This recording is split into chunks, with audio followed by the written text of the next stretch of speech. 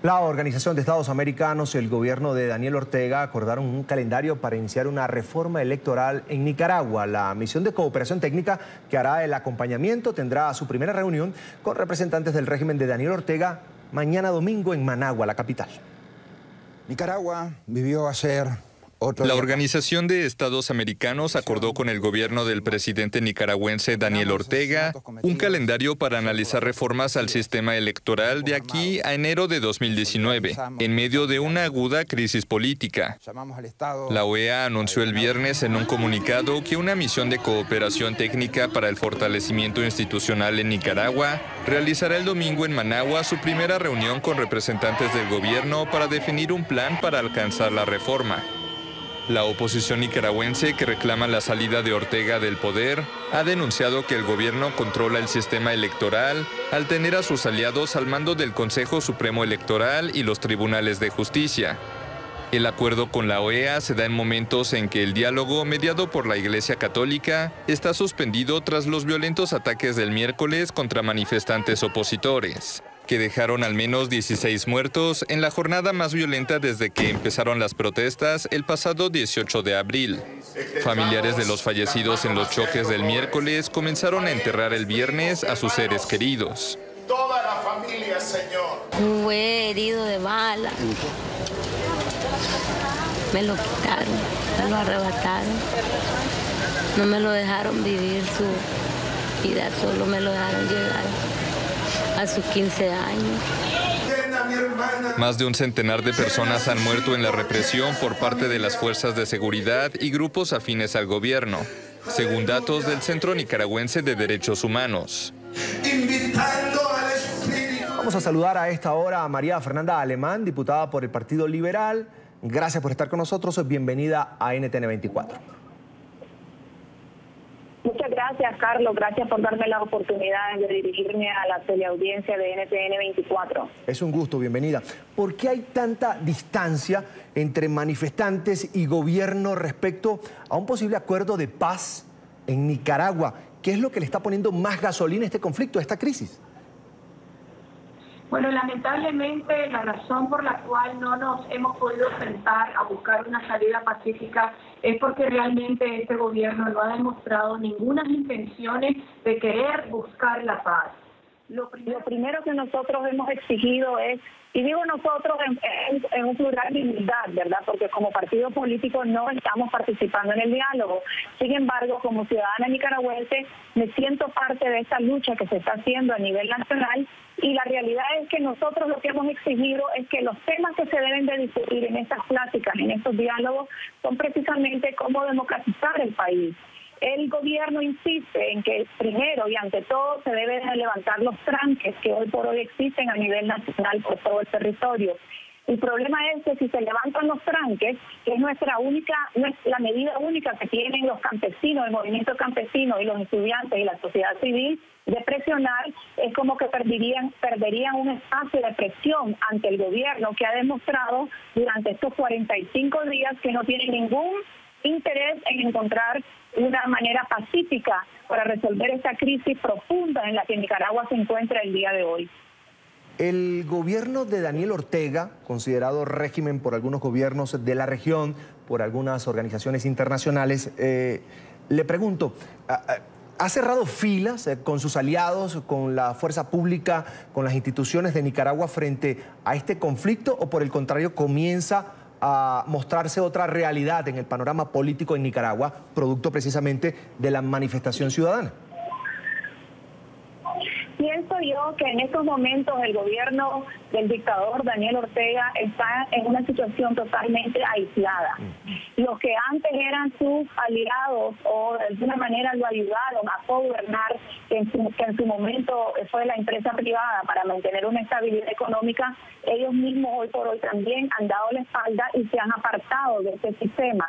Nosotros los nicaragüenses no podemos estar de alguna manera cerca de este gobierno después de lo que hemos vivido. Aquí ha habido un verdadero genocidio, aquí ha habido un derramamiento de sangre que aún hoy continúa. Hoy todavía aún hoy que estamos en esta entrevista, han reportado muertos en un departamento de Masaya que queda a 40 minutos de la capital. O sea que la agresión, la represión por parte de las fuerzas policiales, por parte del gobierno, no ha parado. El 30 de mayo Nicaragua se manifestó en apoyo a las madres de los héroes que perdieron su vida desde que el inicio de esta protesta, el 18 de abril, y cómo terminó esa marcha, que fue pública internacionalmente, con una masacre más, con una manera de represión por parte de este gobierno, con más muertos nicaragüenses, con más derramamiento de sangre. Así que te puedo decir que internamente en Nicaragua el gobierno de Daniel Ortega se encuentra en una posición totalmente aislada. Si acaso de alguna manera alguien que los pueda acompañar y que les quede algún apoyo, serían más bien algunos de sus empleados públicos, porque ni siquiera ellos antes demostraban cómo llenar unas plazas, cómo llenar de manifestaciones, trasladando, llevando, obligando a sus empleados públicos a asistir. Y pudimos ver en la marcha en la contramarcha que ellos montaron el 30 de mayo, que le dieron libre a los empleados públicos que tendrían que haber ido por su propia voluntad, no participaron. Así que Daniel Ortega se le está cerrando el espacio, se le está cerrando el círculo y se está quedando solo, totalmente solo dentro de Nicaragua. Señora Alemán, toca usted un punto que no hemos podido verificar, porque confirmar la información en este momento en Nicaragua es bastante difícil. El control que ejerce el gobierno sobre los medios de comunicación, sobre las vías de comunicación, es bastante grave. La ciudad de Masaya habló de violencia y muertos. Nosotros teníamos confirmado al menos una persona. ¿Qué información maneja usted? No, hay más de un muerto en Masaya. Hoy por hoy están hablando de alrededor de cinco ciudadanos nicaragüenses que fallecieron. Hoy por la mañana también supimos de la muerte de un ciudadano norteamericano que también fue agredido y fue reprimido por la parte del gobierno y que falleció. O sea que los números van en aumento. Llevamos 45 días de protesta, llevamos más de 110 muertos. O sea, nunca visto en la historia de este país la magnitud de represión, la magnitud de actuar violentamente, de violación a la vida, a los derechos a la vida, a los derechos a las libertades, a los derechos a la expresión que este gobierno ha implementado sobre todo los nicaragüenses. La OEA, la Comisión Interamericana de Derechos Humanos, están haciendo acompañamiento a esta crisis en Nicaragua. Quería preguntarle cómo evalúa las gestiones que hace el secretario general de la OEA, Luis Almagro, sobre la situación y si le ve algún fruto pronto en pro de la democracia, de la paz y de la reconciliación en Nicaragua. Nosotros somos un partido liberal constitucionalista amantes de la paz. Y creemos que debemos de buscar una salida pacífica, una salida que lo ideal sería respetando el Estado de Derecho, respetando la Constitución política, aunque sabemos que el primero que la ha irrespetado, el primero que la ha violentado es precisamente el presidente Ortega. Sin embargo, no perdemos las esperanzas porque nuestra misma Constitución nos permite diferentes métodos de utilizar para hacer un traspaso de mando lo más pronto posible, ya sea adelantando las elecciones o simplemente un referéndum. Y esos son procesos electorales, procesos democráticos que pudiéramos establecer en Nicaragua. Lamentablemente escuchábamos la entrevista del señor Almagro, donde él decía francamente de que en la región no hay más que dos dictaduras, y decía él que en Cuba y Venezuela. No sé cómo se le pueda llamar a este gobierno que tiene 11 años en el poder, que va sobre su tercer periodo consecutivo, que violentó la Constitución, que no permite la reelección, y sin embargo él, alegando de que era una violación a sus derechos humanos y utilizando la Corte Suprema de Justicia, que es totalmente controlada por él, bajo una sentencia de la Corte Suprema se ha venido reeligiendo no una, dos veces y ahora va por la tercera vez. Y además de eso, el actuar de una represión increíble contra los ciudadanos nicaragüenses, que lo único que hacen es ejercer su derecho constitucional de manifestarse públicamente, pacíficamente, en las calles de Nicaragua. Usted me decía que su partido... Lamentamos muchísimo la declaración. La escucho con atención. ¿Perdón? La escucho con atención, perdón. Lamentamos mucho las declaraciones del señor Almagro y esperamos, ¿verdad?, que ellos, que ya tienen un tiempo de estar aquí en Nicaragua, que han mantenido conversaciones con el gobierno en privado, porque nosotros desconocemos qué es lo que ellos han dialogado o qué acuerdos han llegado. Sabemos que el tema ha sido el Consejo Supremo Electoral y la necesidad urgente de unas elecciones transparentes, pero no sabemos más allá a qué otro tipo de acuerdos han llegado. El señor Almagro decía que él esperaba que podríamos respetar un traspaso de mando constitucional, dándole chance hasta enero del año que viene para calendarizar el proceso de traspaso. Nicaragua no puede esperar hasta enero del año que viene. Te repito, son 45 días de protesta y llevamos más de 100 muertos el día de hoy. 111, 112 muertes, vidas nicaragüenses que han fallecido gracias a la represión de este gobierno. Me queda poco tiempo, pero una consulta más. El diálogo ahora mismo está suspendido y me decía que su partido no participa en esta mesa. ¿No deben regresar los nicaragüenses a esa mesa de diálogo nacional?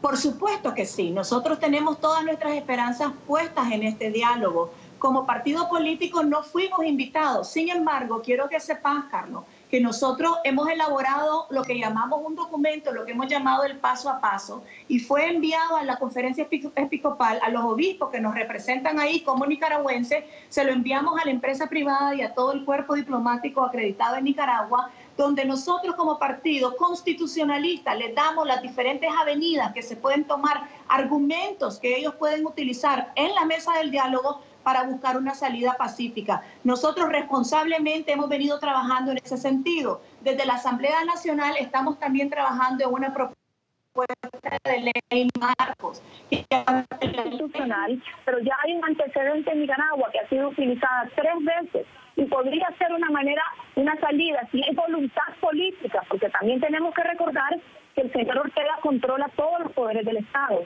y que nada va a poder pasar en este país al menos que él esté dispuesto a ceder, al menos que él esté con la voluntad propia para que se resuelva democráticamente y constitucionalmente la situación y la crisis que estamos viviendo.